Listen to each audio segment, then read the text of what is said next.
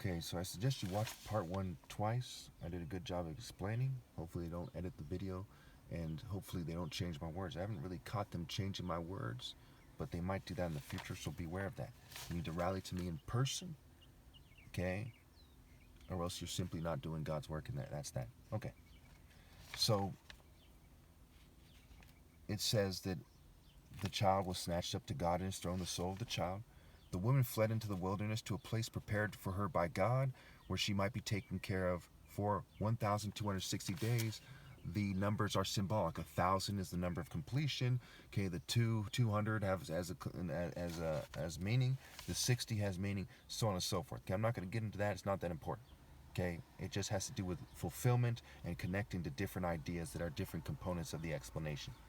Okay, and if I connect all the dots here, it's going to take years and years and years, kind of thing, so to speak. Okay, so then war broke out in heaven. Michael and his angels fought against the dragon, and the dragon and his angels fought back. So what has happened here? The woman, Jerusalem, is put into a wilderness as opposed to a desert.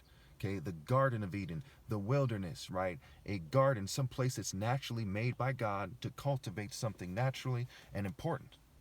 And so she's safe in a haven, if you will. Heaven is a play on words for haven. And then in the spiritual realm, then war broke out in heaven. Michael and his angels fought against the dragon, and the dragon and his angels fought back. Now, Michael is a play on words for Mikal. He's not a female. He's not gender neutral, okay? But it's still a play on words for Mikal. The Bible loves using this tactic because as it points to certain ideas. He's pointing to the idea of David versus Goliath. And David was offered Michal and money, and Michal is the daughter of Saul, if he beat Goliath. So whoever beats Goliath would get money, and Michal, her hand in marriage. Okay? And what ends up happening, okay, is that there's this war in heaven that fights back in Revelation. This war in heaven between the idea of fighting for Michal. So there's romantic justice. And there's the top angel warrior other than Christ, who's like the king of the angels, and he is fighting the spirit of Satan. So the spirit that I'm in, my soul is the essence of the spirit that I'm in.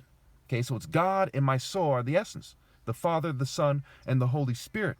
And it's fighting against the essence of rebellion. Satan means adversary, rebellion. And that goes back to the description of Satan as an enormous red dragon with 7 heads and 10 horns and 7 crowns on his head, and he does all kinds of magic arts. Babylon's magic spell is what's referred to in Isaiah and Revelation. Okay, they deal in psychology and chemistry, and that includes, and various sciences for propaganda purposes, and that includes computer science, which includes changing my voice and trying to make it so I sound cocky and gay and weird and nerdy, and I'm not these things.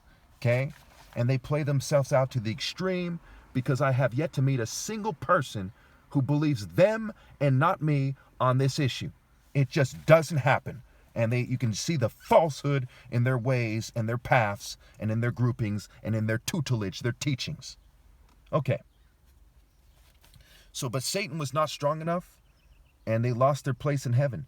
The great dragon was hurled down to earth and his angels with him. So he's all smoke and mirrors. Satan's bluffing. He's like, join my martial arts. And I called them out at my challenge. They didn't have the heart. They didn't have the willpower. They didn't have the spiritual strength. They didn't have the true essence of their patriarchal line. Their patriarchal line was not right with God, and they lost flat out. There was nothing they could do. They fled from me, like it says in Deuteronomy 28. They fled in 7 directions. 7 symbolic of the 7 trumpets, the 7 seals, 7 churches, 7 stars, 7 angels, 7 bowls of God's wrath. Okay, in regards to the essence of spiritual warfare, they fled and they were conquered. There's no other way to look at that. Because all victories are in principle, and true victories are in the Spirit of God as well. Their principles don't line up. They don't have an argument as to this, that, and the other thing. They have representatives from all their groups are fully aware of my top martial arts, legal and peaceful challenge. They fled, and they lost. Because I'm in God's Spirit, they're not. Not a church, not a mosque, not a synagogue, not a grouping of people. It's just my parents and I'm the one conveying God's Spirit. That's simple. Okay, so what then happens? What is the next description? The great dragon was hurled down, that ancient serpent called the devil or Satan, who leads the world astray. He was hurled to earth and his angels with him. So who's leading the world astray?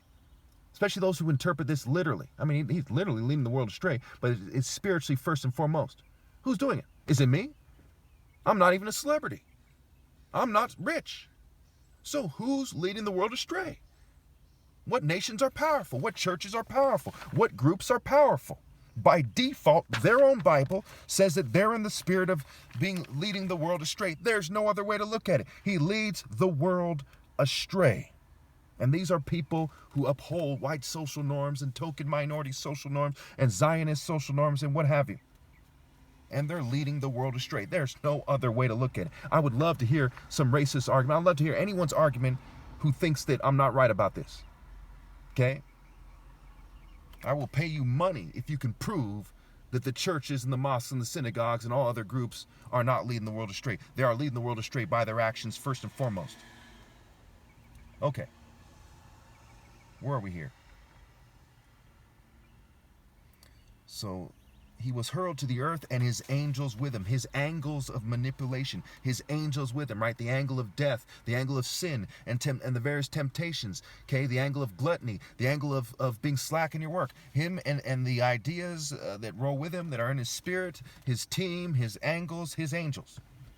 Then I heard a loud voice in heaven say, now have come the salvation and the power and the kingdom of our God and the authority of his Messiah, for the accusers of our brothers and sisters who accuse them before God day and night has been hurled down. By their actions, the churches are accusing the Royal African Falcon Martial Art Order and every other group on this planet, everyone who doesn't obey God through me. By their actions, they're accusing God's actual martial art order.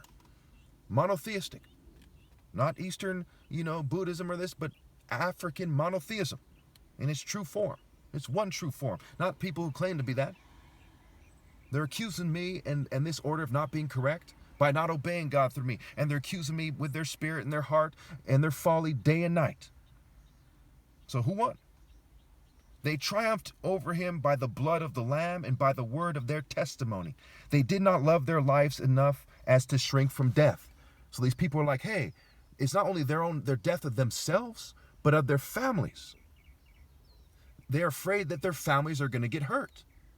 So they're shrinking from the flesh-based death of them and their families.